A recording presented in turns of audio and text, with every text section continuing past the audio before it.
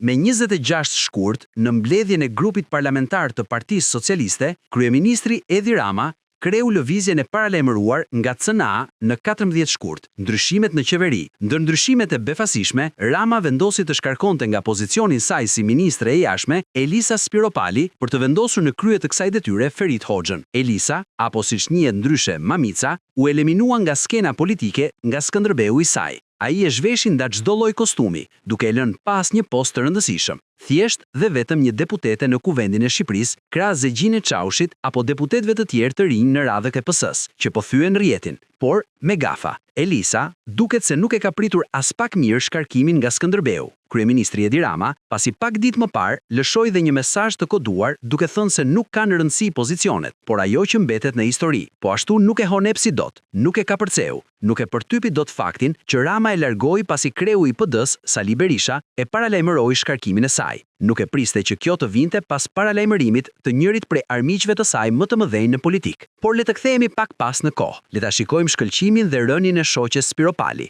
Elisa e mjaftit. A ju kujtuhet se si Elisa Spiropali hyri në politik? Ja një rikujtes. Elisa Spiropali është ngjitur në politik nga 99-çat dhe mjafti i Erion Veliajt. Ajo që përgjatë pushtetit të rilindjes vezullonte, kur qëndronte pas Veliajt, shëtiste gjithnjë me një bluzë të grizur e të zhubrosur. Tek mjafti, Spiropali mbante pozicionin me drejtores së politikave. Elisa e Skënderbeut, njësoj si Veliaj, u përpoq të vinte në pushtet duke protestuar kundër Partisë Socialiste. U bë njësh me Erion Veliajn për të rrëzuar PS-n. Elisa e PS-s. Si shumë të tjerë, edhe Elisa e kaloi ylberin dhe shkoi në PS. Me të ardhur në PS në vitin 2009, Elisa Spiropali nuk vonoi të gjente karrigen e saj. Tashmë nuk ishte kundër partisë, nuk protestonte kundër saj, por ishte pjesë e saj. Elisa e doganare. Sapo PS erdhi në pushtet, Spiropali u emërua drejtores doganash, post nga i cili dha dorëheqjen për shkak të lindjes së një fëmije. Një ndryshim i madh i ndodhi Elisës kur ajo drejtonte doganën, gjatë të cilës pati thashetheme për shumë skandale me korrupsion dhe akuza për kontraband me mallra akcize.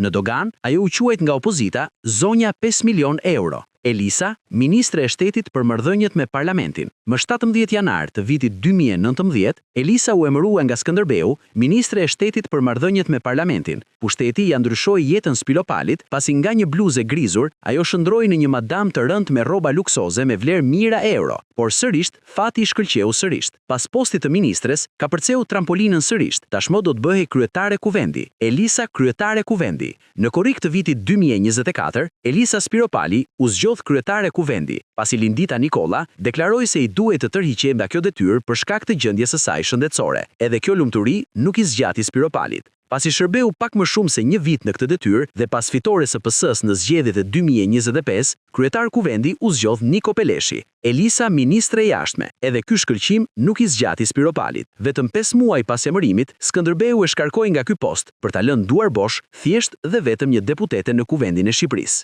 Fundi i Elisës. Është deputete e PS-s. Elisa hyri në parlament me bluzën e zhubrosur dhe bëri karrierën e Michael Jackson. Mbyt në luks, parada me veshje të shtrenjta marke, që tani vazhdon t'i ketë, por Skënderbeu i saj e ka zhveshur nga çdo kostum dhe post drejtues në PS. Pushteti ja ndryshoi jetën Spiropalit, nga mjaftiste me një bluzë të grizur, shndroi në një zgjunjë të rënd me rroba luksoze me vlerë mijëra euro, por sërish pas një karrige të rëndësishme në pushtet. Tashmë, Elisa ka mbetur thjesht në karrigen e një deputeteje në Kuvendin e Shqipërisë. Koha e tetë e Elisës ende nuk dihet, por është e qartë, politikisht e sakatuar.